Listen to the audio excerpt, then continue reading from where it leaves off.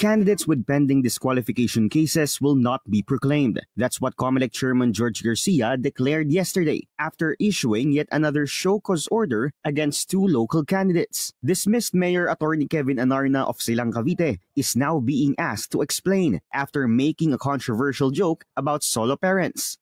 Sino dito ang mga solo parents? At biglang dumami solo parents. Kanina ba naghiwalay lang kayo? Kasi lahat ng solo parents, bibigyan natin ng libreng asawa. Ang gagawin natin, lahat ng palong lalaki, tsaka lahat ng palong babae. Irarapol na lang natin yan, ha? And another remark made to a grandmother during a campaign event last March 29. Kanina, hindi ko na mabilang kung ilan ang kumurat sa puwet ko.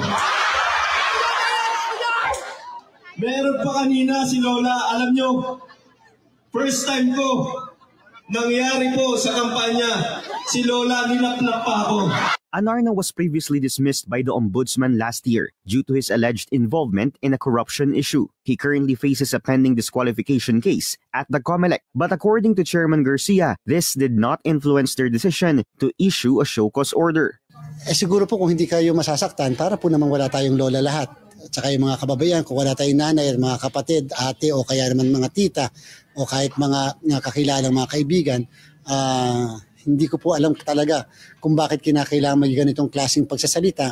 Ganong ang purpose mo naman ay kuhanin ng boto. Palawan congressional candidate Abraham Mitra is also being asked to explain. COMELEC received a report about a social media post showing that he sponsored limited tickets for a movie block screening. The commission says this may have violated the poll body's guidelines on vote buying. Mitra's case is among the 36 vote buying cases currently under investigation. 1985 pa po yung Omnibus Election Code.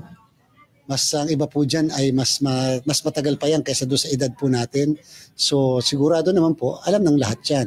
COMELEC stands firm that they have full authority to suspend the proclamation of winning candidates with pending DQ cases. If it is proven that they violated election guidelines, even after the elections, they may still be charged with an election offense, punishable by 1 to 6 years of imprisonment. Joash Malimban, Billionaire News Channel.